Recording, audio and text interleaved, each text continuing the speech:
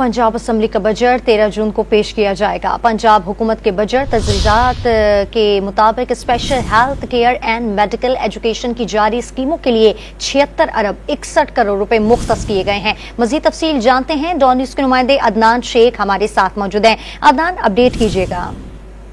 जी बिल्कुल, पंजाब असम्बली का 11वां बजट इजलास जो है वो 13 जून बरोज जुमेरात दोपहर 2 बजे जो है वो पेश किया जाएगा और कायम मकाम गवर्नर ने पंजाब असम्बली के कवायद वाबित 1997 के कायदा 134 के तहत 13 जून को जो दिन था वो बजट इजलास के लिए मुख्तस कर दिया है। और इस इजलास की जो सदारत है वो जो है स्पीकर पंजाब असम्बली मलिक मोहम्मद अहमद खान करेंगे।